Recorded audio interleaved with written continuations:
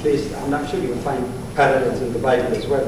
The Quran speaks quite a bit about many prophets where their people accuse them of coming up with their message seeking dominance or leadership over them, or to have power or acquire more wealth. Now, if indeed the Prophet was looking for any of these trappings of this life, he was at the time of persecution. The stick and carrot were used at the same time. The stick was there because he knew that if he rejects the offer from the leaders of his tribe who are opposing the message of Islam to maintain the status, the corrupt status quo, that was the stick in the closet to be used when needed. But they used the carrot at the same time. And who can stand the two techniques of breaking your will? They told him, if you're teaching this stuff about the one God and all that because you want money, please stop doing that. You can believe, in other words, they didn't object of you believing. You can believe privately, but don't propagate that. If you're coming with this to seek leadership, we will appoint you as our leader and we'll never take a decision without your approval. If you want to be inaugurated as king, some Arabs also have kings, like today also have some in the past. If you want to be a king, we'll inaugurate you as our king. If you want women, no problem, we'll get you the most beautiful virgin girls from any tribe you want, any number you want. The Arabs were famous of excessive, unrestricted polygamy, by the way. Anyway, and if what you're claiming is revelation is some kind, like we call it today, psychological disease or psychiatric problem, we will collect from our money and seek the best doctors available in their time so that you get healed. Very tempting offer. Now everything that anyone could aspire, if indeed it is material desire or power, it's coming on a silver plate without struggle. Why did he choose the insults, harassment, threat to his own life, torture of some of his followers to death by Abd al-Markazi, the central security of the Arabs at that time? And he still refuses. And when his uncle at one time was trying to appeal to him to take it easy, he told him, by Allah, oh my uncle, if they put the sun in my right hand and the moon in my left hand for me to stop propagating the message that God commanded me, I will not do it until I die in the path of fulfilling my duties, or Allah make it prevail. Everything is offered.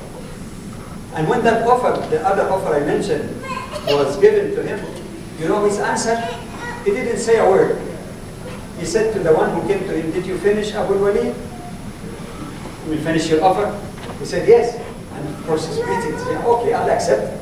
Sign, seal. He told him, I will not come, I'm not preaching or conveying this message because I want any penny of your money or to have power or leadership over you. But Allah has revealed that to me, commanded me to communicate it to you. If you accept it, it is to your own profit, not me, your own profit in this life and the hereafter. If you refuse it, then I persevere on the path I'm taking. I'm just giving the simplest wording to make it easier to grasp. So that's the case with other prophets. What kind of wealth did Jesus acquire as a result of his mission? In fact, in the case of Prophet Muhammad, peace be upon him, he did not have financial worries because he was married to a rich woman, Khadija, who was his only wife for a quarter of a century. His youth in the 20s, 30s, until he reached even the age of 50. The youth, and she was his only wife, and most narrators say that it was actually, she was 15 years older than him. Now, when all of these trappings are available to him, he was comfortable. He was not in need of money. Not very rich, but it's great. He was doing fine. You know, he became poorer after he became a prophet. Not like some of the today's false prophets who do not represent the teaching of Christ to others, who would have nothing, but then they appear on television and make all kinds of statements, and one of them had an air-conditioned doghouse for his dog, and others were accused of nothing to do with the mission of Jesus and his simplicity and sacrifice for others, not sucking the blood of others. He became poorer than he was, to the point that sometimes he had to tie a stone on his stomach because of the pangs of hunger. And if he wanted to live like kings, everybody can give him anything that he wants. He was the ultimate example of humility. One time he was traveling with his companion on a journey, and came the time for eating, for food. So people said, all right, and I do this, I do that, everybody is saying.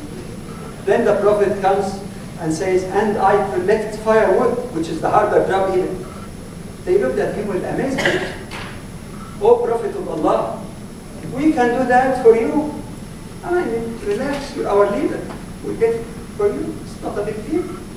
He said, no, I know you can do it for me, but I hate to have a distinction over you. He comes to when people are sitting. You know what happened today when a leader comes and everybody stands and make him special place. He just sits wherever the space is available to him. Actually, he hated that people would stand up for him, like some people today, like when you go like court, you're just so-and-so, everybody, stand up. He can stand to shake hands, but he hated people just stand by way of glorifying an individual. An Arab, a Bedouin Arab, heard a lot about this big leader and so on, and his fame. And he comes to him trembling. Is that the Prophet? And the Prophet said, take it easy, brother. Take it easy. I'm only a son of a woman who used to eat even dry bread. Is that the profile of a prophet who's really, or some political leader who wants to get on the top, on the not only the expense of others, on the skulls even of others, to remain in his miserable seat, tied to his chair by crazy glue? As a teacher, you can have a whole talk actually about the Prophet as a teacher. The way he tried to encourage people to be engaged, especially the youth. Not just instructing, do this, don't do that. Muhawara, he always talked to them, dialogue with them. Sometimes he throws some questions to challenge their minds. That's how he taught people. And let me give you a couple of examples of his attitude as a teacher, trying to teach people who are doing wrong even, not by locking them out. One time a young man came to him in front of the companions of the Prophet, in public. And he said, "Oh Prophet of Allah, please give me permission to commit fornication, to fornicate." People, of course, with the noble teaching of Islam now about sexual purity and all of that, were extremely offended. Extremely offended, and almost like, how dare. Look at the Prophet. Did he say, what nonsense are you talking about? How dare you say these indecent things in front of everybody? We just want to discuss with you. He said, okay, you want to fornicate? Do you like any of that thing to happen to your mother? Look at the psychology. Do you like somebody? Do you like your mother? He said, no. To your sister? He said, no. He said, also, other people don't like that to happen to their mother, sisters, and brothers. And then he made prayer for that young man. Oh, Allah guide his heart and help him reach sexual purity. I mean, not to be led by his sexual desire. And that youthful person never, as he declared, never thought anymore of committing that act. Another example, this time with an adult, a Bedouin, rough Bedouin, see, the Arabs there are people who are like in urban society, people living in the desert, their character normally